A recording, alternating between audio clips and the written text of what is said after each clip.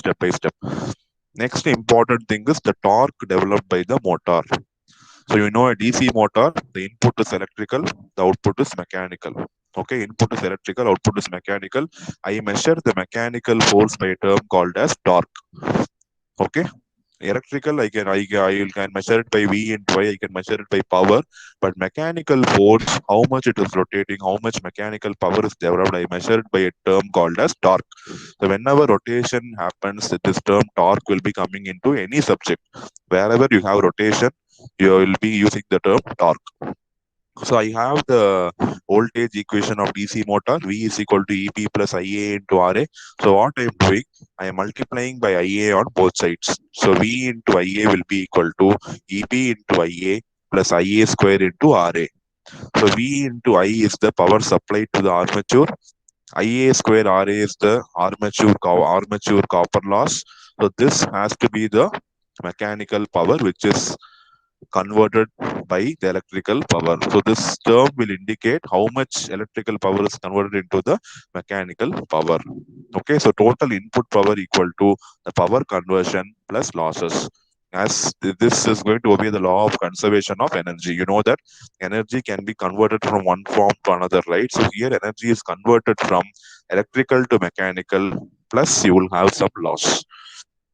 Okay, so completely 100% you cannot say electrical energy is converted into mechanical energy, because we have seen so many losses, right? Copper loss, mechanical loss, friction loss. So all these will reduce the mechanical energy, mechanical power available at the output.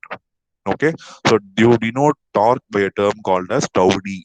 So tau d is the torque developed in the armature. So that is the to produce the mechanical power, and the unit of torque is Newton meter. So it is torque is force into distance. Okay. The formula for torque is force into distance. Force is Newton, distance is meter. The unit for torque is Newton meter. Okay, so if your tau d is the torque produced in the armature to rotate the motor, and n is the speed of rotation of the motor, then I can write the equation for power mechanical power developed by the motor is given by Pm equal to 2 pi into tau d into n divided by 60 watts. Okay, and this 2 pi by 60, why we are writing? Because we are converting the RPM into RPS. That conversion we have seen in the EMF equation itself. I hope that is clear. So tau d is the torque, n is the RPM, and 2 pi, it is rotating. So it is completing one full cycle is 2 pi, right? So it is rotational power. So it is 2 pi into tau d into n by 60. And n by 60, I am converting because I am converting RPM to RPS. 1 second, how much revolutions it is going to take.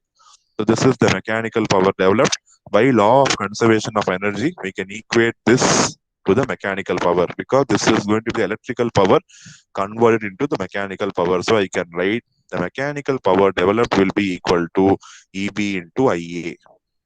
So this is where I'm relating, see, the mechanical power parameters and the electrical power parameters.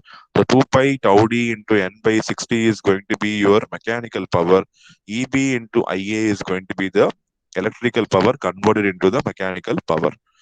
So when I'm equating, and I know the expression for EB is the induced EMF, so I'm going to substitute the expression for EB, phi Z NP by 60A into IA. So my aim is to find out what is tau d. So simplify, you will get the expression for tau d as tau d equal to phi Z by 2 pi into P by A into IA. Phi Z by 2 pi is constant. Sorry, Z by 2 pi is constant. P by A is constant. So I can say tau d is proportional to IA into phi. Previously, we have seen the speed is proportional to voltage by phi. But see here, the torque is proportional to current into phi. The torque is proportional to current into phi. Okay, the phi is going to be your flux. So see here, the total torque developed is proportional to the product of armature current and flux per pole. So all the mechanical power is not available commercially. I told you, right?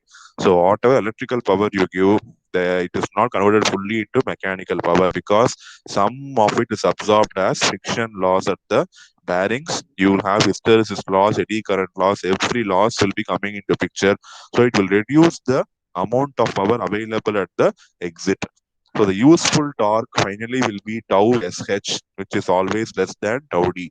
Tau d is the total torque produced, and tau sh is the torque available in the shaft. See, this sh is not shunt, this sh is shaft. Shunt, where it will come? Where will you use the term shunt in DC motor? Copper loss. Where will you use the term shunt in DC motor? Field copper loss, sir. Yes, field. Whenever you are going to refer to field coil only, we'll be using shunt or series. Whenever for torque, if you write SH, it is not your shunt. This refers to your shaft. Because torque is available. Torque is a rotating force, right? So it will be available in the shaft. So it is tau SH. So always the available power in the shaft is always less than the total torque developed in the machine because you have so many losses. Ideal case, both will be same. Ideally, in an ideal DC machine, all the loss will be zero. So TSH will be equal to T tau D. For a practical DC machine, tau SH will be always less than your tau D. So shaft torque will be less than your total developed torque in your